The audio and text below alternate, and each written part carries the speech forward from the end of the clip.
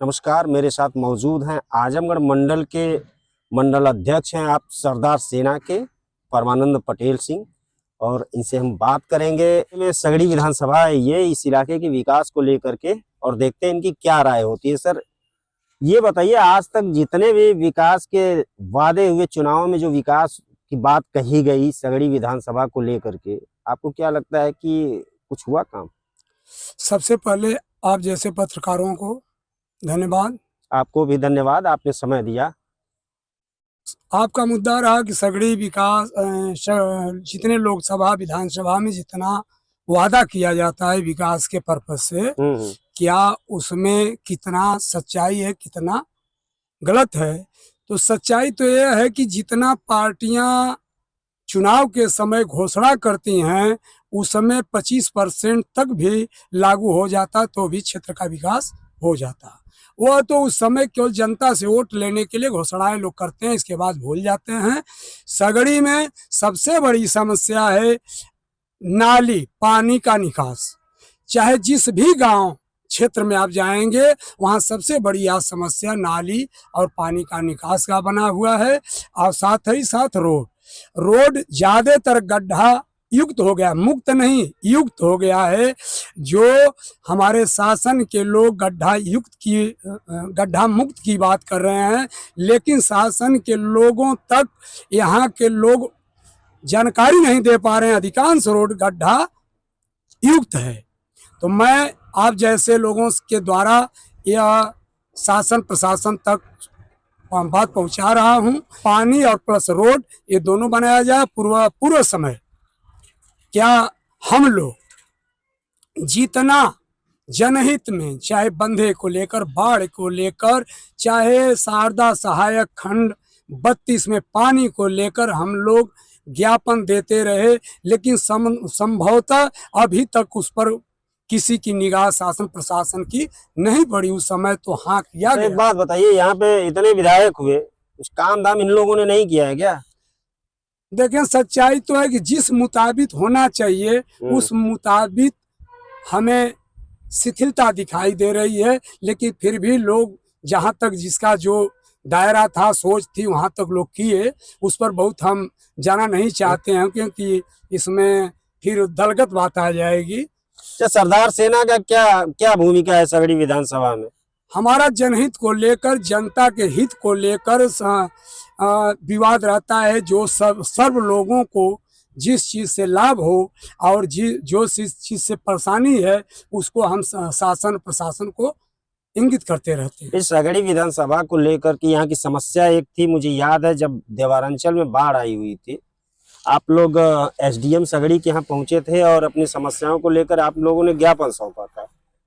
अब मुझे ये बताइए कि इस ज्ञापन सौंपने के बाद कुछ आप लोगों को सफलता मिली और वो समस्याएं दूर हो पाई? नहीं, वो सफलता नहीं मिली। इस समय ठंडे बस्ते में है।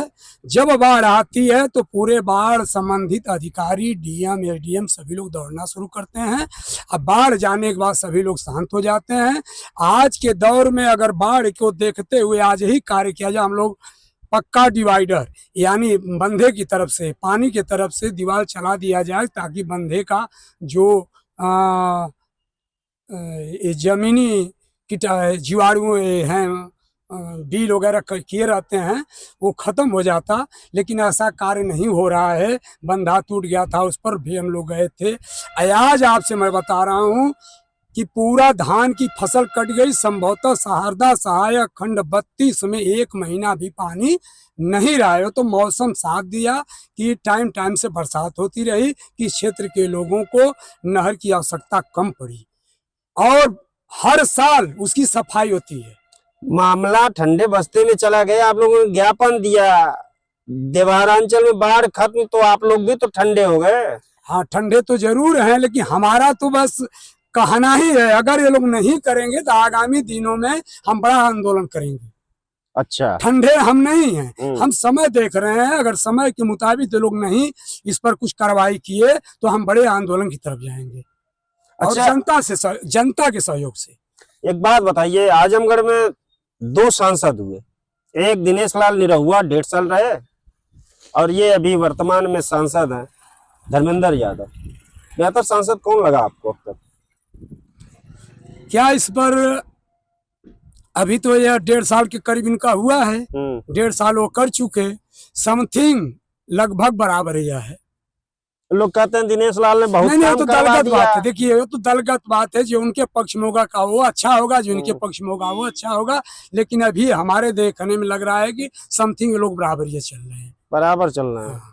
आप कुछ बता नहीं रहे हैं, सही बताइए कुछ इनका। अच्छा एक बात बताइए, दिनेश लाल ने तो कई काम करवा दिए, लोग बताते हैं, रेलवे से लेके उधर रौना पार रोड वगैरह बनवा दी। धर्मेंद्र यादव ने भी कुछ किया क्या? नहीं, आपका बात सही है। यानी दिनेश लाल जी सत्ता के साथ थे और धर्मेंद्र जी सत्ता के साथ नहीं। इनका जो इनका पूंजी होगी, यानी जो इनका निधि है, ये निधि के अनुसार काम कर सकते हैं। और उनको तो निधि के अलावा शासन से भी मिल सकता था, क्योंकि वो भाजपा के सांसद थे, ये सपा के सांसद थे। ये तो डिप्रेशन रहेगा, हर समय रहा तो आज भी रहेगा।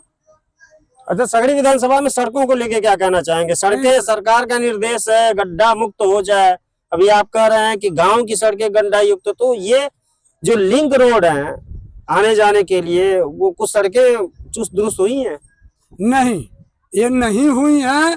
दूसरी बात और बिगड़ भी रही है। जो जल जीवन योजना के तहत सड़कों के किनारे पाइपें पड़ रही हैं, जिधर से खोदा जा रहा है वहां और गड्ढा हो जा रहा है, उसमें मिट्टी चाहे तोड़ा जा रहा है तो वहां फिर से कंकड़ी या चाहे पिच नहीं की जा रही है, वो भी, और गड्ढे में गड्ढा किया जा रहा है जल जीवन के द्वारा भी।